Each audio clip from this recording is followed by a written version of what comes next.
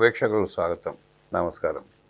2 సార్లు ఎమ్మెల్యేగా చేసి 2 సంవత్సరాలు మంత్రిగా చేసి తన శాఖ ఏంటో తనకే తెలియని అంబటి రాంబాబు నోటి దృష్టితో ఆ మధ్య చంద్రబాబు నాయుడు గారిని ఇష్టం వచ్చినట్టు బూతులు తిడితే ఆగ్రహించిన తెలుగుదేశం పార్టీ కార్యకర్తలు, నాయకులు, కూటమి కార్యకర్తలు అంబటి రాంబాబు ఇంటి మీదకి వెళ్ళి క్షమాపణ చెప్పని చెప్పి కోరారు. ఆ సందర్భంగా తన కార్యకర్తలను పిలిపించుకుని తన ఇంటిని తానే ధ్వంసం చేయించుకుని పోలీసులు కాపాడితే బతికి బయటపడ్డ అంబటి రాంబాబు అరెస్ట్ అయ్యి జైలుకి వెళ్లి బయటకు వచ్చి మళ్లీ కారు కోతలు మొదలుపెట్టాడు. పోలీసులు నిందిస్తున్నాడు. డిఐజీ మీద కేసు పెడతానంటున్నాడు, ఎస్పీ మీద కేసు పెడతానంటున్నాడు, చంద్రబాబు మీద, లోకేష్ గారి మీద కూడా కేసు పెడతానంటున్నాడు. ఇంకా నోటి దోల తగ్గని అంబటి రాంబాబు గురించి అడిగి తెలుసిన ప్రయత్నం చేద్దాం. విశ్లేషించడానికి మనతో పాటు ఉన్నారు సీనియర్ జర్నలిస్ట్ దుర్గా కుమార్ గారు. వారిని అడిగి మరిన్ని విశేషాలు తెలుసుకున్నాం. నమస్తే సార్. నమస్తే బ్రహ్మ గారు, మన వీక్షకులు కూడా. నోటి దోల అంబటి రాంబాబు ఆయన ప్రెస్ మీట్ లో మాట్లాడింది, ఆయన హావభావాలు, ఆయన చేసిన వేషాలు, ఆయన మాట్లాడే తీరు, తనని రక్షించిన పోలీసులను దూషించడం, ఇప్పటికీ మార్పు లేదు. ఆయనలో మార్పు రాలా. ఇంకా ఆయన వ్యాఖ్యలను ఎట్లా చూస్తారు అట్లా చేస్తారు. మార్పు రాలేదు కాదండి, రాదు కూడా. ఆయన అపరిచితుడని ఏదో ఒక సినిమా చూశాను నేను. ఇప్పుడేమో మంచిగా ఉంటాడు, ఒకప్పుడు అతనే ఒక క్రిమినల్ గా మారతాడు.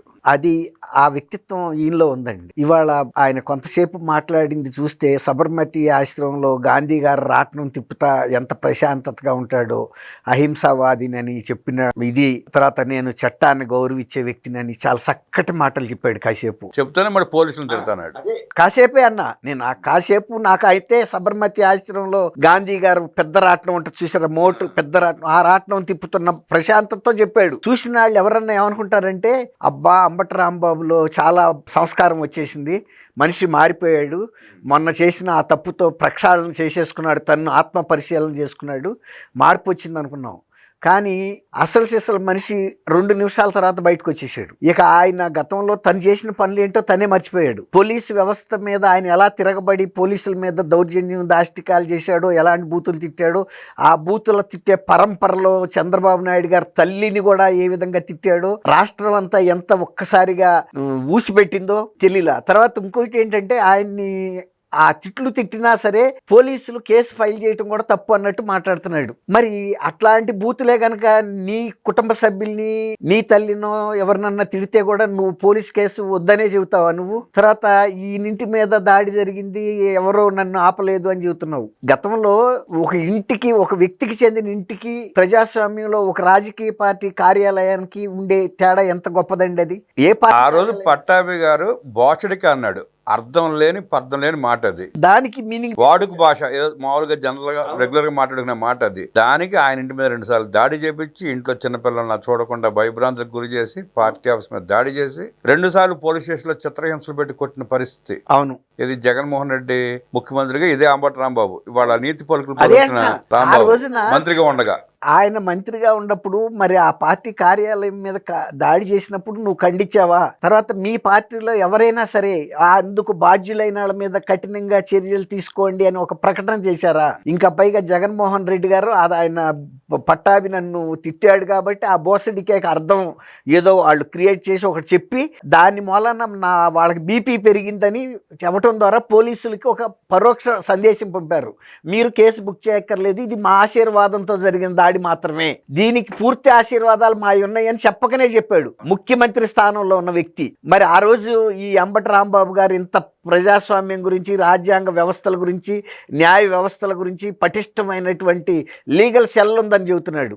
ఆయనకి పటిష్టమైన లీగల్ సెల్ లేదని ఎవడంటాడు? ఒక జాతీయ పార్టీకి సంబంధించిన పార్టీ అధ్యక్షుడే, తర్వాత ఆయన గతంలో ఒక జడ్జిగా చేశాననుకున్న చెబుతున్న వ్యక్తే వీళ్ళ పార్టీకి అన్అఫిషియల్ స్పోక్స్ పర్సన్ గా ఉన్నాడు, సేవలు చేస్తున్నాడు. అదే సేవలు చేస్తున్నాడు. మరి అలాంటి వ్యక్తి నువ్వు అగ్ని ఆజ్యం తోడైతే మీరు ఎంత దూరమైనా వెళ్ళగలరు?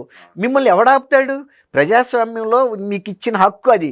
మీరు ఏ కోర్టులో ఎవరి మీదైనా కేసు వేయొచ్చు. కేసు వేయటానికి ఆపేది ఉందా? అడ్మిషన్ తీసుకుంటారా లేదా అనేది ఆయా జడ్జిలకు ఉండే విచక్షణాధికారాన్ని బట్టి ఉంటుంది. అందులో పక్కన దోచుకుంటే విపరీతంగా ఉంది, పెట్టొచ్చు ప్రతిదానికి. ఇప్పుడు గతంలో ఒకసారి సుప్రీంకోర్టుకు వస్తున్న కేసుల్లో ఆంధ్రప్రదేశ్ ప్రభుత్వం నుంచి వస్తున్న కేసులే ఎక్కువ మాకు తలనొప్పి తయారైంది అన్నట్టు మాట జడ్జెస్. అంటే మీకు మన దగ్గర డబ్బు ఉంది, అవసరం ఉన్నా లేకపోయినా, అక్కడ సబ్జెక్ట్ ఉన్నా లేకపోయినా కేసు పడేస్తే అక్కడ లాయర్లకి ఫీజు గవర్నమెంట్ నుంచి ఇవ్వచ్చు. వాళ్ళ సేవలు మళ్ళీ జగన్మోహన్ రెడ్డి గారికి వ్యక్తిగత కేసుల్లో ఉపయోగించుకోవచ్చు. అట్లాంటి కిక్ బ్యాక్ అరేంజ్మెంట్స్ చేసుకున్నారు. ఇప్పుడు ఈయన మాట్లాడితే నేను వెళ్ళిపోతానంటే నిన్ను ఆపేది ఎవరు? తర్వాత ఆ రోజున మరి తెలుగుదేశం పార్టీ కార్యాలయం అనేది ఒక వ్యక్తులకు సంబంధించింది కాదు. ప్రజాస్వామ్యంలో అధికార పార్టీకి ఎంత గౌరవం ఉంటుందో ప్రతిపక్ష పార్టీకి అంతే గౌరవం ఉంటుంది. వాళ్ళ పార్టీ కేంద్ర కార్యాలయం మీద పోలీసులు కూడా వెళ్ళి దాడి చేశారు. మీ పార్టీ నాయకులు స్వీయ పర్యవేక్షణలో చేశారు. ఇవాళ వాళ్ళందరూ తెలిసిన వాళ్ళేనని చెబుతున్నావు, వాళ్ళ ఐడెంటిటీ తెలుసని. ఆ రోజు కూడా ఐడెంటిటీ అన్ని విజువల్స్ ఉన్నాయి. టీవీల్లో కూడా ప్రసారాలు అయినాయి, లైవ్ ప్రసారాలు అయినాయి. గన్నవరంలో జరిగిన దాడి మీద అయినాయి. మరి ఆ రోజున ఎందుకు చర్య తీసుకోలేదు? కేసు పెట్టలేదు కదా, పోలీస్ స్టేషన్ లో పిలిపించేసి టీ తాగిచ్చి పంపించేశారు. మరి ఆ పోలీస్ అధికారుల మీద నువ్వు చర్య తీసుకోవా? అది చిన్నదాడే, ఒక మనుషుల ప్రాణాలు తీయటానికి కూడా తెగబడ్డారు. ఆ రోజున మొత్తం ధ్వంసం చేశారు. ఇప్పుడు నీ కారు ధ్వంసం అయినట్టే ఆ రోజు వాళ్ళ పార్టీ కార్యాలయంలో కంప్యూటర్లు, విండోస్ అన్ని పగలగొట్టారు. తెలుగుదేశం పార్టీ మీద ఆఫీస్ మీద దాడి చేసినప్పుడు వాళ్ళ కార్యకర్తలను రెచ్చగొట్టి కిరాయి పంపి చేపించారండి. ఇక్కడ అంబటి రాంబాబు ఇంట్లో జరిగింది సొంత కార్యకర్తలతో చేపించుకున్నాడని కదా. అవును. ఇంకోటి సత్తెనపల్లిలో తన పార్టీలో పనిచేస్తున్న అంబటి రాంబాబుకు వ్యతిరేక వర్గం అతను వచ్చి చేపించాడు అదంతా కార్యక్రమం అంతా. అది చేశారు. బౌన్సర్లు పెట్టుకుని మహిళలు నిన్ను వివరణ అడగటానికి వచ్చారు. క్షమాపణ చెప్పు, ఒక ఆడ మనిషిని నువ్వు ఈ రకంగా మాట్లాడావు, చాలా దుర్భాషలాడావు, అది తప్పు అంటే అయిపోయేది. ఇప్పుడు నీ తల్లిని కూడా ఎవడన్నా మాట్లాడితే నీకెంత బాధ ఉంటుంది? ఉండదా? నీకు లేరా ఆడపిల్లలు లేరా? మనం అందరికి కుటుంబాలు ఉన్నాయి, నాకు తల్లి ఉంది కదా. అంటే ఆ విచక్షణ జ్ఞానం ఉంటే అలా మాట్లాడేవాడు కాదు. ఒకవాడు పొరపాటున మాట్లాడినా క్షమాపణలు కోరేవాడు వెంటనే. అదే కదా. అది చేయకుండా రెచ్చగొట్టేసి నువ్వు బౌన్సర్లు పెట్టుకోవాల్సిన అవసరం ఏముంది?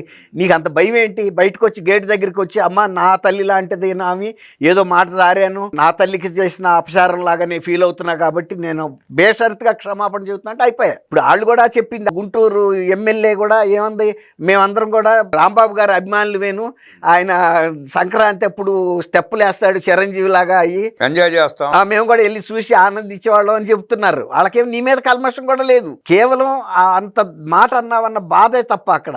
అదే కనుక నువ్వు ఒక సోదర భావంతో కనుక ఆ మాట అంటే అందరూ వడ్ల గింజలో బీపు గింజలాగా అయిపోయేది. అట్లా కాకుండా ఇవాళ నేను చంద్రబాబు నాయుడు గారికి, లోకేష్కి నేను గుణపాఠం చెబుతాను. ఆ రోజు పోలీస్ అధికారులని, కాదంబరి జత్వానీని, ఒక డీజీ క్యాడర్, డిఐజీ క్యాడర్ అధికారులు ఉపయోగించి ఆ అమ్మాయికి ఏదో ప్రైవేట్ కేసు, తనకి ముఖ్యమంత్రికి సంబంధం కూడా లేని కేసులో ఒక మౌఖిక ఆదేశాల ద్వారా తీసుకొచ్చి 45 రోజుల పాటు ఇబ్రాహీంపట్నం ధర్మల్ స్టేషన్ గెస్ట్ హౌస్లో పెట్టి వాళ్ళ కుటుంబ సభ్యుల్ని నానా చిత్రహింసలు పెట్టి చేస్తే దారుణార్థ దారుణంగా వ్యవహరించారు అమ్మాయి పట్ల. ఆ తర్వాత అమ్మాయిది రాంబాబు కూతురు వయసే కదా. అంతే. ఈ దరిద్రుడికి ఏమైంది మరి ఆ రోజు? ఎందుకు అదే అంటున్నాను, ఎందుకు ఆ రోజు ఎందుకు మండి ప్రశ్నిస్తే బాధ వీళ్ళకి సన్నాసులు వెదవాలి. ఇప్పుడు నీకు ఇంత బాధ వేస్తుంది.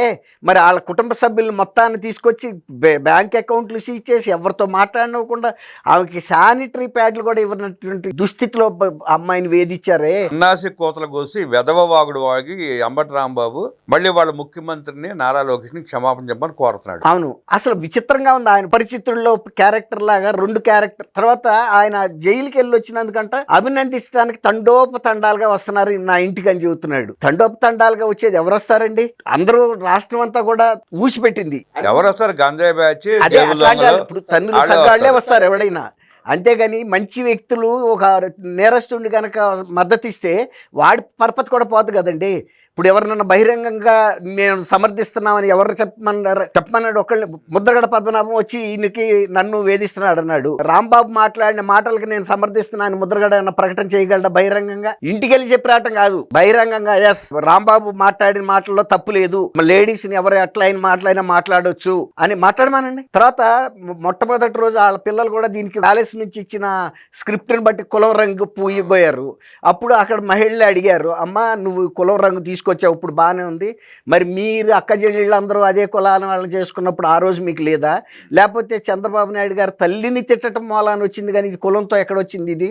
తర్వాత తిరుపతి లడ్డు అపచారం జరిగిన ఫ్లెక్సీని తీయమని అధికారం నీ తండ్రికి ఎక్కడిది? మీరేమన్నా ఈ ప్రాంతానికి నియంతలా అని అడగబట్టి ఆ పిల్ల కూడా 2వ రోజుకి బాణీ మార్చుకుంది.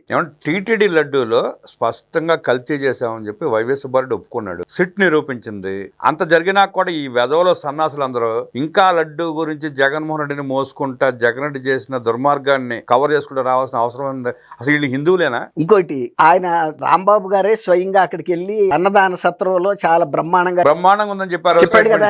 అంటే ఎంత ఎఫర్ట్ చేస్తే ఆ క్వాలిటీ మెయింటైన్ అవుతుందండి. లక్షల మంది వచ్చే ప్రదేశంలో అవి పెడుతున్నారంటే దాన్ని అభినందించాల్సింది పోయి ఒక వ్యవస్థను గౌరవించాలి మనం. సరే, జగన్మోహన్ రెడ్డి చేసిన దొంగతనాలను సమర్థించిన, మరణాలను సమర్థించిన, దాడుల్ని దోపిడీని సమర్థించిన ఇది చేయకూడదుగా.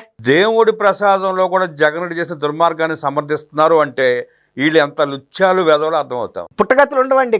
ఇప్పుడు ఇన్ని న్యాయ వ్యవస్థలు ఉన్నాయి, ఈ రాజ్యాంగ వ్యవస్థలు చెప్పాడు కదా. అన్ని రాజ్యాంగ వ్యవస్థలను కూడా 2019 నుంచి 24 వరకు జగన్మోహన్ రెడ్డి గారి ప్రభుత్వం నోరు మూయించబట్టే ప్రజలు ఉక్కిరి బిక్కిరి అయ్యి ఇతనికి ఎలా గుణపాఠం చెప్పాలా అని వాళ్ళ దగ్గర ఉన్న వజ్రాయుధం బయటకు తీశారు ఎలక్షన్లో. అది అల్టిమేట్. అన్ని వ్యవస్థల కన్నా కూడా బలమైన వ్యవస్థ ఆయుధం ఉన్నది ప్రజల దగ్గర. ఆ ఆయుధంతోనే మిమ్మల్ని ఖండాలుగా చేశారు. ఇవాళకు కూడా జరిగిన తప్పుని ఆత్మ పరిశీలన చేసుకుని ప్రజల ముందుకు వచ్చి క్షమాపణ చెప్పి ఇట్లాంటి పనులు భవిష్యత్తులో జరగవంటే ఒక పెద్దరికంగా ఉంటుంది. కాదు మేము ఎప్పుడు ఇలాగే ఉంటాము, అయినా సరే మమ్మల్ని మీరు ఎన్నుకోవాల్సిందే, లేకపోతే రఫాలు ఆడిస్తాం 2029కి వచ్చేటప్పుడు కానీ బెదిరిస్తుంటే మీరు మీ బెదిరింపులకి భయపడేది ఎవడు? ఎందుకు భయపడతారు? ఈ గన్నయ్య గాడు వస్తాడో రాడో తెలియదు.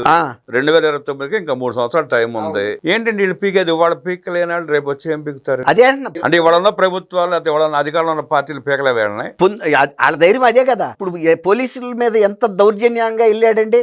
నేను చట్టాన్ని గౌరవించేస్తున్నానన్న వ్యక్తివి నువ్వు పోలీసుల మీద చేసిన దౌర్జన్యాలని ప్రజలందరూ వీడియోల్లో, టీవీల్లో, సోషల్ మీడియాలో చూడలేదా? నువ్వే కదా అది. అప్పుడే ఇంకొక వ్యక్తి ఎవరున్నాడా నీలో అపరిచితుడు? నువ్వు చట్టాన్ని గౌరవించే వ్యక్తి అయితే పోలీసుల మీద ఆ విధంగా వెళ్తావా? వాళ్ళు కూడా నీ వయసుని, నీ పాత గౌరవ శాసనసభ్యుడు అని గౌరవించారు. కానీ అదే గనక బారికేడ్ ఎత్తి నీ నెత్తి మీద వేస్తే నువ్వేమవుతావు? వాళ్ళ మీద నువ్వేయిపోతున్నావు, నీ కార్యకర్తలని ప్రోద్బలం చేసావు.